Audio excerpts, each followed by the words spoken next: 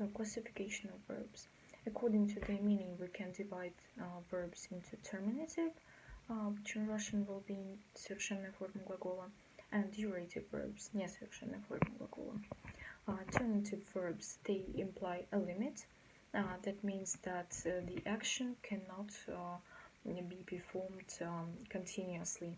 And as for durative verbs, they do not imply a limit. The action can be performed continuously.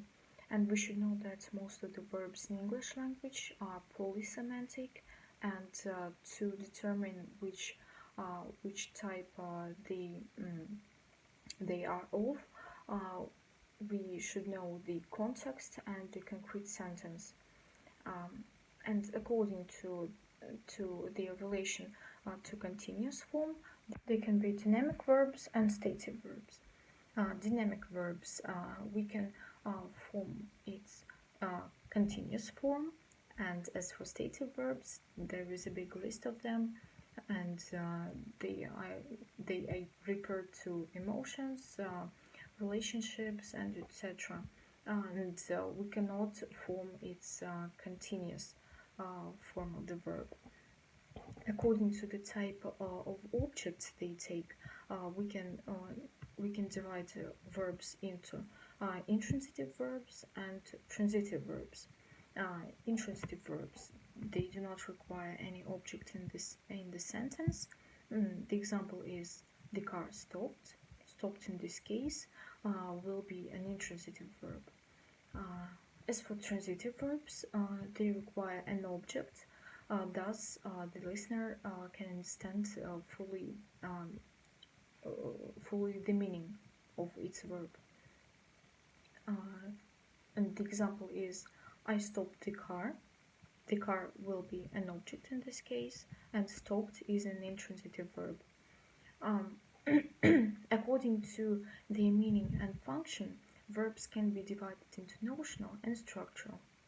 Notional usually have their own meaning and are always independent syntactically in the sentence. As for structural verbs, they can partly or completely lose their lexical meaning, and they cannot be independent syntactically in the sentence, but they are closely connected to the other words. For example, modal verbs and linking verbs and auxiliary verbs are of this type, and auxiliary verbs usually completely lose their lexical meaning to make the sentence in the past perfect tense. According to the function verbs perform in the sentence, they can be divided into finite forms and non-finite verbs.